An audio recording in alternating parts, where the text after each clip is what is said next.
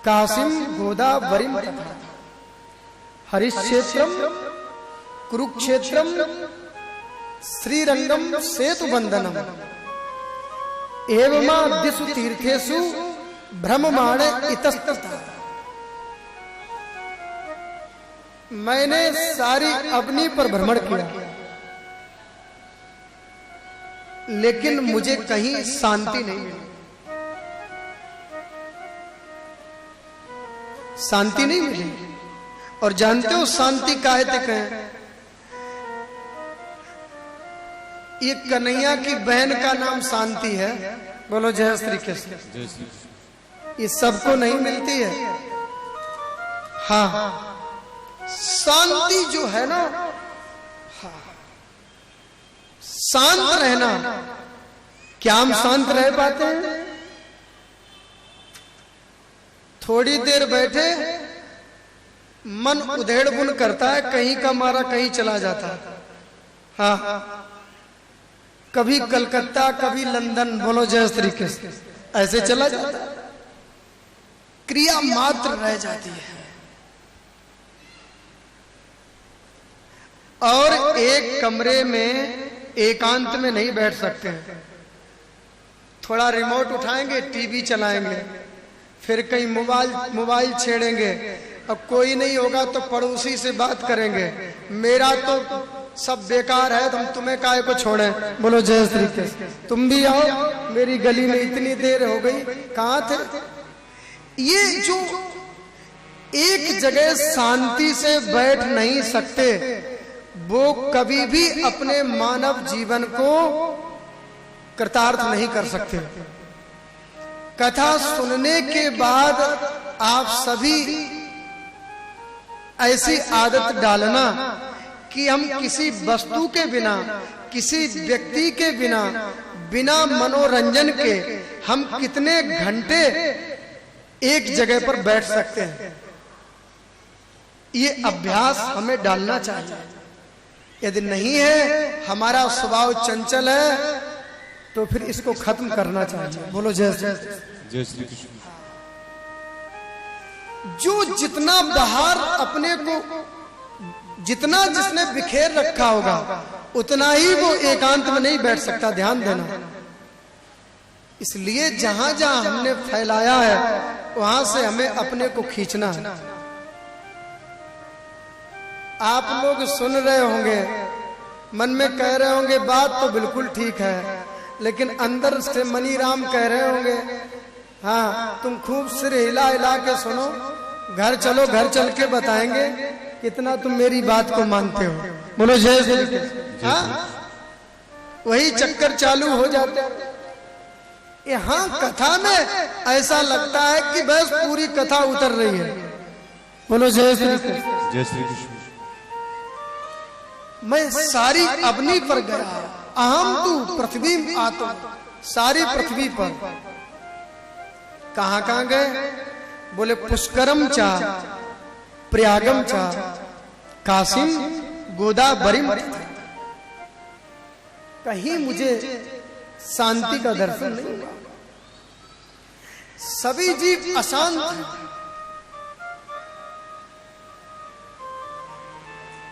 मैंने सोचा लाओ तीर्थों में जाऊं, बोले वहां पर भी नहीं, वहां भी गड़बड़ हो रहा है। तीर्थों में भी लोग जाते तो हैं, यहां से गए अपने शहर से और बिहारी जी के दर्शन किए। वाह, वृंदावन में तो बड़ी सुंदर हवा है, चलो यहाँ पर भी एक मकान खरीद लो। वहां पर भी मकान खरीद के डाल आते हैं। हाँ, और वहां पर भी रहेंगे 10-15 दिन, तो वहां कुछ नहीं करते हैं। वहां पर भी माता जी कुत्ते को घुमाती हैं। बोलो जय श्री कृष्ण। हाँ, वहां पर भी हम देखते हैं लोग अपने शहर को छोड़ के जाते हैं और वृंदावन में घर बना लेते। ध्यान देना, ये प्रतिज्ञा करना, तीर्थ में जाना, पर तीर्थ में कभी अपना घर मत बनाना।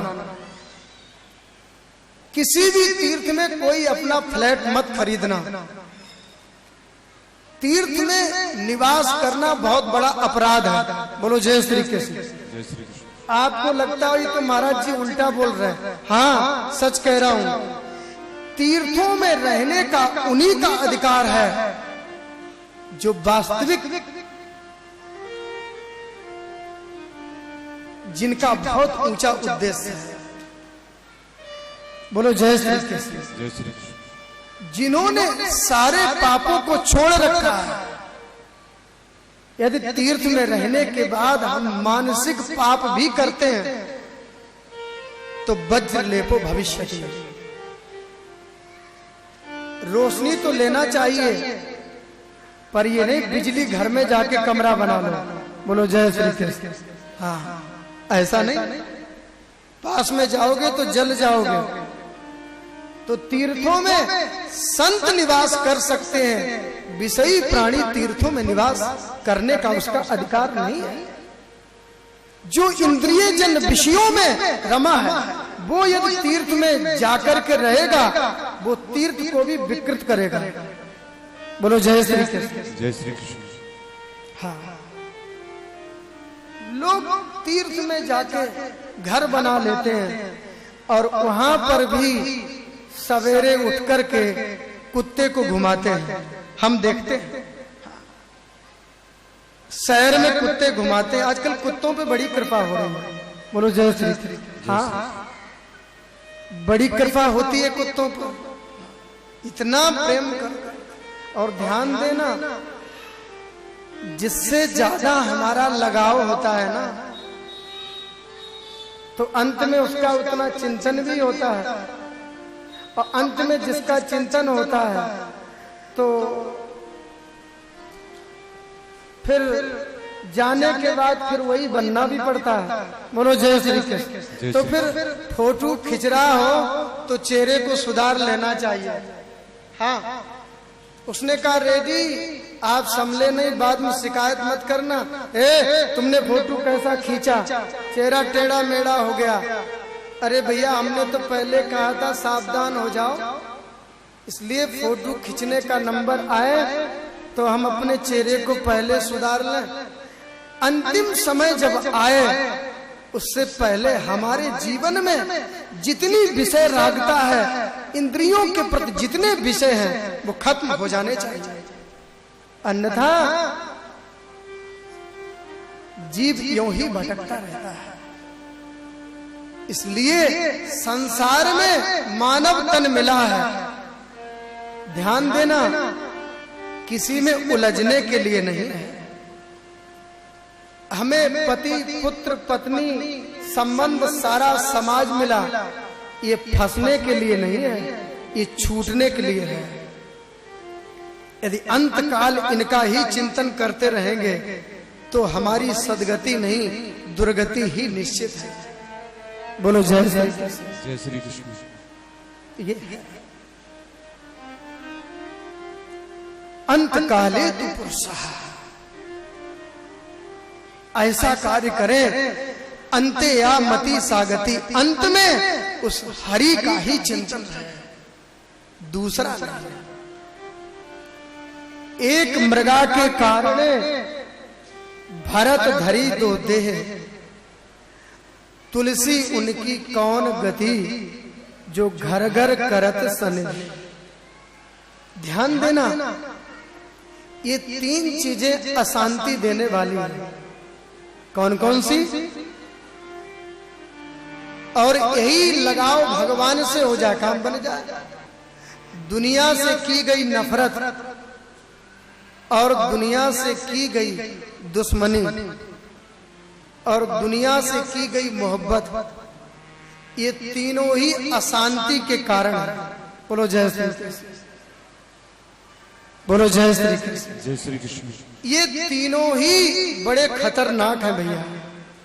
बोलो जय श्री कृष्ण।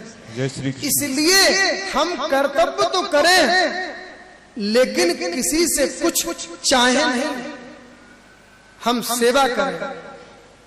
जिसे सेवा करना आ गया मानो वो मुक्त हो गया। बोलो जय श्री कृष्ण। भैया मैं सब जगह पर गया, कहीं शांति नहीं मिली। मैंने सोचा ठीक है चलो चलो मैं जाकर के इन गृहस्थों के घर में